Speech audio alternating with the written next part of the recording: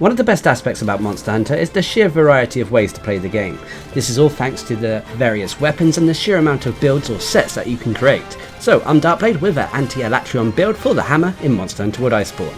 Now the main purpose of a anti-build is to create a set that is made to counter a specific monster in the game. In this episode we're looking at countering Alatreon, providing hunters with 2 builds to take on the blazing black dragon, one safe, one risky. The hammer isn't necessarily known for its elemental damage, but spec'd right, it can do just fine against the monster. Just make sure you're making use of its faster combos rather than its slower, heavy hitting ones, as you'll deal more elemental damage that way. So the first build is the risky Anti-Alatreon hammer build. This build is very similar to the other risky builds featured in this little sub-series, so it makes use of high elemental damage thanks to the Safi armor set. However, you will have to contend with the health drain aspect of the armor, which can make it risky at times. So for this build you'll need the Safi Crested Crown Beta, the Crested Chest Alpha, the Crested Vambraces Beta, Belt Beta and Boots Beta. I'm also using a Frost Charm 5, and for my weapon I'm using the Kiar Hammer Ice.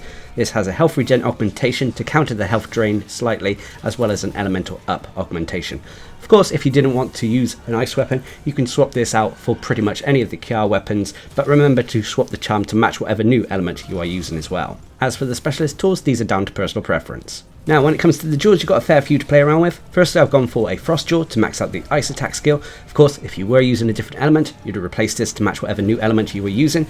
I've then gone for Expert Jewels for some critical eye, a Sharp Jewel for protective polish, a Hard Enduring Jewel for the item prolonger skill, Evasion Jewels to max out Evade Window, Vitality Jewels for some health boost, and then you have jewels to play around with. So I've gone for Destroyer Jewels and Maintenance Jewels. Most of these are found in our mantles. So if you've done what I've done here, you should have a build with 150 health, 100 stamina, which will be 200 health and 150 stamina. When you're on a hunt and taking all your relevant consumables, you have an attack of 1534 with white sharpness. You have 90% affinity when the True Dragon Vein Awakening buff is active. It would have been nice to get this to 100% in all honesty, and if you really wanted to, you could drop the Destroyer Jewel in favour of a Tenderizer Jewel, which will give you Weakness Exploit, granting you that extra 10% affinity. Or another alternative would be to add an affinity up augmentation onto your weapon. But 90% affinity is not bad, and it still deals a decent amount of damage. And as for your elemental rating, you have an ice rating of 1080 when True Dragon Vein Awakening is in effect. As for your defense, you have OK defense of 1081, that's strong against every element except for dragon. So when it comes to the skills, first of all is Critical Eye at level 7. Critical Eye increases the base affinity of a build. You have Ice Attack level 6, increasing the ice rating and damage of a build. Of course, if you were using a different element, you would replace Ice Attack to match whatever new element you were using. So say you were using a fire weapon, it would be Fire Attack instead of Ice Attack. Anyway, you have Evade Window level 5. Evade Window is a useful quality of life and defensive skill, as it provides us greater invulnerability when we perform dodges and evades, which really comes in useful for the hammer when avoiding Alatreon's attacks. Anyway, you have Health Boost level 3, allowing us to get our health to that maximum of 200. You have Blight Resistance level 3. Blight Resistance is a very useful skill for Alatreon, as it negates all elemental blights, so we don't have to worry about taking null berries to remove said blights. Anyway, you have Critical Boost level 3. Critical Boost is a skill that increases the raw damage of an attack when we crit a monster. Now this only applies to the attack portion of a weapon. It doesn't do anything for the elemental rating, it's just the attack rating. Anyway, you have Item Prolonger level 3. Item Prolonger is a useful skill that allows buffs from items to remain active for a little bit longer. So Might Seeds, Adamant Seeds, so on and so forth. But we have also really taken it to use in conjunction with Protective Polish, which we'll talk about in a minute. Anyway, you have Part Breaker level 1, which can be level 3 when we're wearing our Glider Mantle.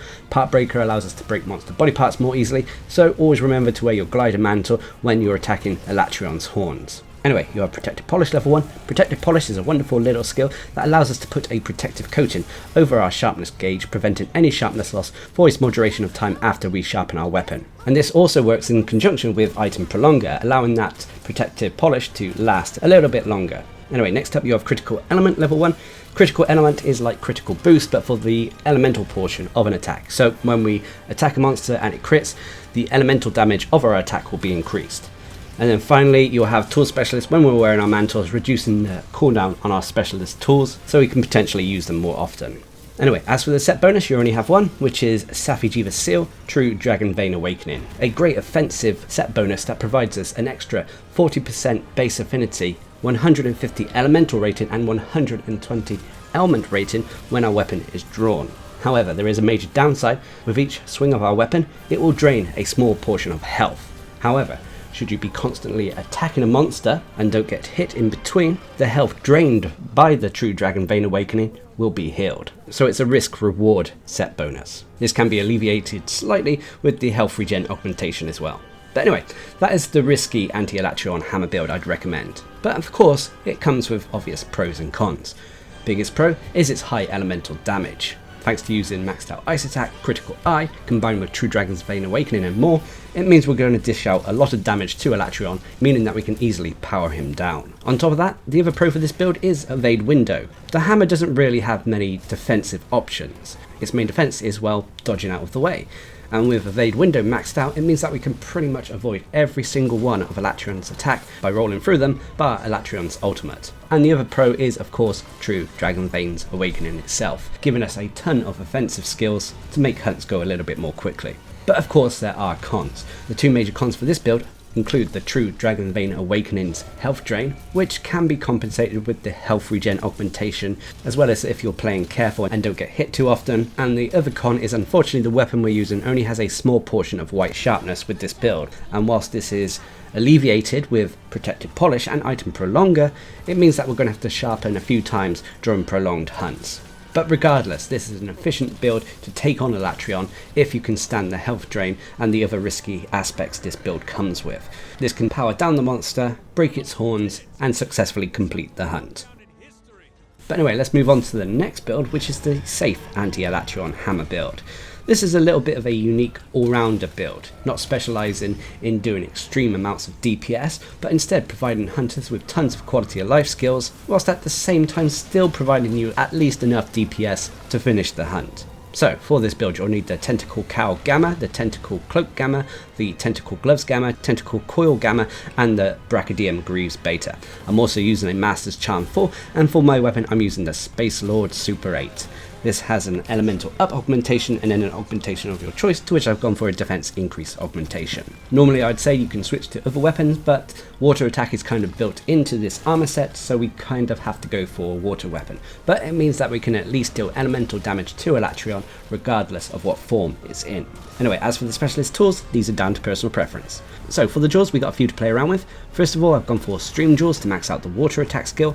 I've then gone for Tenderizer Jaws for weakness exploit, Vitality Jaws for some health boost, Resistor Jaws for some blight resistance, Expert Jaws for some critical eye, an Evasion Jaw to max out Evade Window, a Sharp Jaw for protected polish, and then it's optional Jaws, so I've gone for Destroyer and Maintenance Jaws again. So if you've done what I've done here, you should have a build with 150 health, 100 stamina, which will be 200 health and 150 stamina when you're on a hunt and taking all your relevant consumables. You have an attack of 1329 with a decent chunk of white sharpness. You have 30% base affinity, which can be 80% so long as you're attacking monster weak points that have been tenderized through clutch claw attacks first. And you'll have an elemental rating of 980, which can be 1030 once true element acceleration kicks in. As for your defense, you have a very strong defense of 1150, that is strong against water and thunder, but unfortunately a little weak to the other elements. So as for the skills, first of all you'll have water attack at level 6, increasing the water rating and damage of this build. Unfortunately, water attack is kind of built into some of the armor pieces, so we have to use a water weapon with this build. You have critical eye level 6. It would have been nice to get this higher, but unfortunately we ran out of jaw slots. If we didn't need blight resistance, this would be level 7. We then have evade window level 5. Health boost level 3, blight resistance level 3, weakness exploit level 3. Weakness exploit is a skill that increases our affinity when we're attacking monster weak points, and should these weak points be tenderized through clutch claw attacks first, this increase to our affinity is even greater. Weakness exploit at level 3 can potentially provide us a bonus 50% extra affinity. Anyway, you have Marathon Runner level 3. Marathon Runner is kind of a useful skill for the hammer. It reduces the stamina consumption of moves that consume stamina, such as sprinting or when we're charging up the hammer. You have Stamina Surge level 3, which again is another quality of life skill that allows us to restore our stamina at a quicker pace. You have Evade Extender level 3. Now this is a very underrated skill for the hammer. Evade Extender allows us to dodge further distances, allowing us to easily reposition ourselves with the weapon. Anyway, you have Recovery Speed level 2, a byproduct of the armor. Recovery Speed basically increases how quickly the red portion of health on our health bar restores itself over time. You have Part Breaker level 1, which can again be level 3. and you have Tool Specialist level 1, which again can be level 3 when we're wearing our mantles. You also have Protective Polish level 1, and for the set bonus, you'll have Namiel's Divinity, True Element Acceleration, which after 5 consecutive hits on a monster will grant us 45 seconds of increased elemental damage. This is normally a flat 150 extra elemental damage, which can cap out on some weapons, but with this build it doesn't cap out, so we invested the full amount of points into water attack. So there we have it, that is the safe Anti-Alatreon build I'd recommend for the hammer. But of course even this has pros and cons. The biggest pro for this build is it's decent at dealing out elemental damage. Whilst the elemental damage is not as high as the risky Anti-Alatreon hammer build, it's still decent enough to power down Alatreon, normally once per phase, so you're able to survive the Escation Judgment. On top of that, this build has tons of quality of life skills. Evade Window, Health Boost, Blight Resistance, Marathon Runner, Stamina Surge, Evade Extender, the list goes on. All of these add to a build's quality of life, making hunts feel a little bit more easier than they are. And the final pro is that this build has quite a decent chunk of white sharpness, as well as protective polish, meaning that you don't have to worry about sharpness too much during a hunt. But unfortunately there are cons for this build. The biggest con for this build is unfortunately it only works with water weapons. And whilst that's not a bad thing, as Alatreon can take elemental damage in all phases when you are using a water element weapon, it means that the hunts aren't going to go the quickest. And the final con is that unfortunately this build is on the lower end when it comes to affinity. And if you want maximum damage, you're going to have to tenderize monster body parts quite often, which isn't normally an issue for the hammer, but it's still something to be aware of. But regardless, this is quite a safe Anti-Alatreon hammer build to use. It looks awesome, and it also shows that you can use weapons that aren't Kiar weapons. So there we have it, those are 2 builds I can recommend for taking on Alatreon with the hammer. Now of course, as you farm more and more, you'll get Alatreon gear and weaponry, which will allow you to take on the hunt a little bit more easily, as they have very high elemental ratings and defenses. But until then, these builds will work just fine. So until next time, I've been Darcblade, bringing you Anti-Alatreon builds for the hammer in Monster Hunter World Iceborne. Hope you enjoyed the video, thanks for watching, subscribe and like for more.